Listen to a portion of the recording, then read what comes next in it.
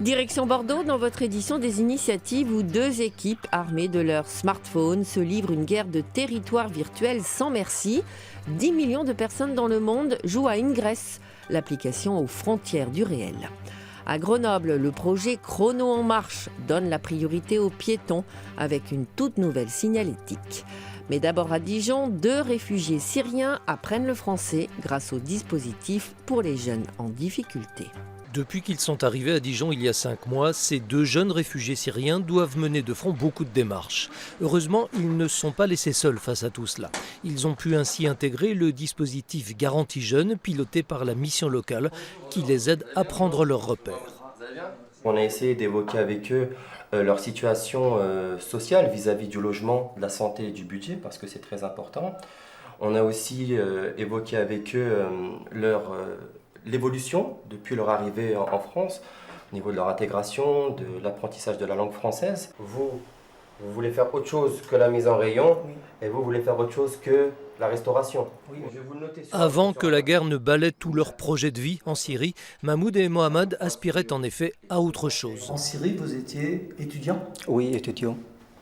J'ai étudié sciences agronomie. Prendre la course français pour la fac. Après l'entrée à l'université. Qu'est-ce que c'est un mode d'emploi ? Le premier pas pour reprendre des études, c'est ici qu'ils l'accomplissent, à l'école de la seconde chance, gérée par la Ligue de l'enseignement. Société, information.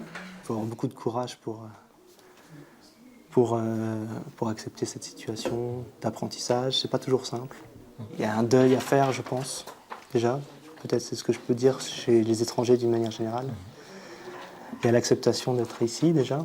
Et puis une fois que l'acceptation est véritablement intériorisée, peut-être que l'apprentissage peut se faire plus rapidement.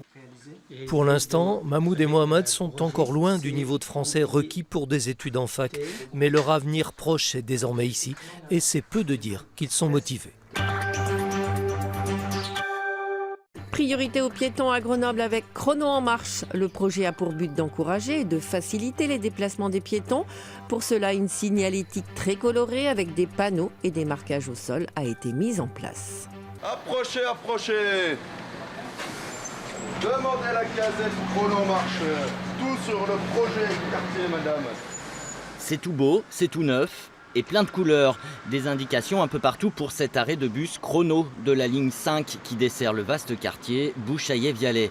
Un quartier en pleine mutation qui a vu dernièrement sortir de terre des salles de spectacle, des nouveaux immeubles ou encore des bureaux. C'est donc à des piétons de plus en plus nombreux que cette signalétique s'adresse. La marche facilitée depuis les pôles générateurs, on est là devant la belle électrique par exemple, vers en fait les solutions de mobilité. C'est une réflexion qui est complètement logique aujourd'hui et les gens sont prêts à marcher un petit peu plus si c'est pour avoir une offre de transport qui est solide et qui leur permet de se déplacer très facilement. Implantée de manière très pragmatique, la signalétique utilise essentiellement le marquage au sol ou les mobiliers existants. Aujourd'hui, dans l'espace public, il y a beaucoup de signalétique qui est adaptée à celui qui utilise l'automobile. Il s'agit de faire de la signalétique qui guide celui qui est à pied. Et pourquoi ? Parce qu'en fait, c'est la mobilité la plus universelle. Quand on vient d'utiliser une ligne de bus, qui plus est chrono, qu'on utilise le vélo, qu'on utilise la voiture, on est d'abord et avant tout piéton quand on sort de chez soi. Donc c'est redonner de la dimension à son quartier, redonner de la vie sociale, que de faire place à tous ces cheminements piétons. En France, 22% des déplacements locaux se font à pied. Dans le quartier Bouchaillé-Vialet, cette expérimentation sur la mobilité durera 6 mois. Terminons cette édition avec un jeu vidéo grandeur nature utilisé par 10 millions de personnes dans le monde. Il se pratique dans la rue, comme ici à Bordeaux. À l'aide de leur smartphone, l'équipe des Verts affronte celle des Bleus dans une guerre de territoire virtuel sans merci. C'est une nouvelle race qui arpente les rues de Bordeaux, le pouce actif, les yeux rivés sur le portable. Léon Drouin qui se retrouve un peu plus loin. Il faut faire le lien sur le buste de Léon Drouin. C'est qu'il y a une clé. Néo, tu l'as ? Ouais. Sur le buste de Léon Drouin. Ils parlent un langage bien à eux, ils avancent, souvent en groupe, en quête de portails qu'ils sont les seuls à connaître. C'est l'université de Bordeaux, c'est-à-dire là on le voit sur l'image. Donc on sait à quoi il ressemble, on va aller, comme il est neutre actuellement, on va les capturer. Munis de quelques batteries de rechange, l'équipe des Verts joue à une guerre de territoire sans merci. L'idée du jeu, le fondement du jeu, c'est de relier ces points entre eux pour faire ce qu'on appelle donc littéralement des triangles. Ça correspond en fait à des zones de contrôle. Toutes les personnes qui sont sous ces zones de contrôle-là nous donnent des points. Mais les Verts sont en terre ennemie, leurs adversaires, les Bleus, dominent le centre de Bordeaux. En quelques clics, ils viennent de tout leur reprendre, de les casser dans leur langage. Les Verts sont là pour aider la race humaine à évoluer vers un nouveau stade. Et les Bleus sont des résistants et sont là pour défendre la race humaine telle qu'elle est actuellement.